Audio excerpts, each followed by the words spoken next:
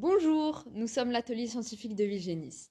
Autrefois, on utilisait près du lycée une glacière traditionnelle qui est désormais inutilisable.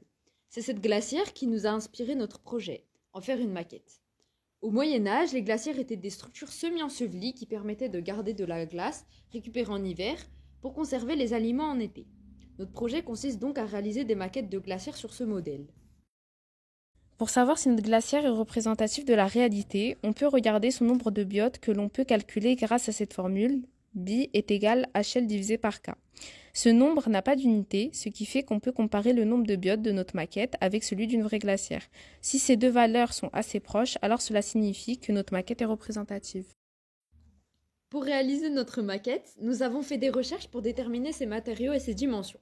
Nous avons décidé de suivre ce modèle-là.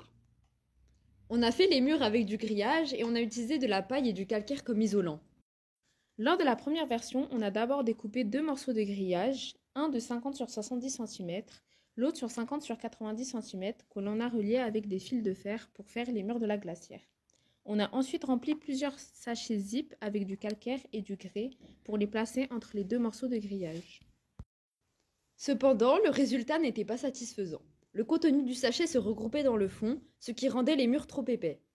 L'isolation risquait d'être perturbée avec des murs d'épaisseur inégale et la glacière serait difficile à fermer. Lors de la deuxième version, on a alors essayé de résoudre le problème. On a retiré les sacs en plastique et le grès trop grand ne remplissant la glacière qu'avec du calcaire. Mais là encore, le calcaire se tassait au fond du grillage. Lors de la troisième version, on a alors disposé des fils de fer à intervalles réguliers sur l'ensemble des grillages pour tenter de mieux répartir le calcaire. Cette fois-ci, il était fixé mais il y avait beaucoup trop de vide entre chaque morceau. Pour la quatrième version de la glacière, on a donc décidé de faire des étages de calcaire en les séparant grâce à des fils de fer. On a ensuite décidé de ne plus utiliser des fils de fer, mais du fil de pêche pour fixer le calcaire.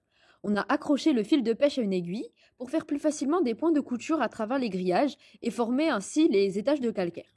Au départ, on mettait pile assez de calcaire pour un étage, ce qui rendait la séparation d'un étage à l'autre particulièrement distincte.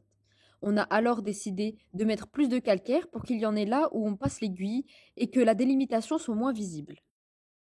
Par la suite, on a cousu une nouvelle partie de grillage à celui déjà présent pour y insérer de la paille, servant d'isolant, avant de fermer la glacière. Puis, nous avons collé un sac en tissu rempli de paille sur la partie non isolée de la glacière, c'est-à-dire au niveau de la fermeture. Le résultat de la maquette ne nous convient pas entièrement, mais nous réfléchirons à de nouvelles solutions pour les prochaines maquettes.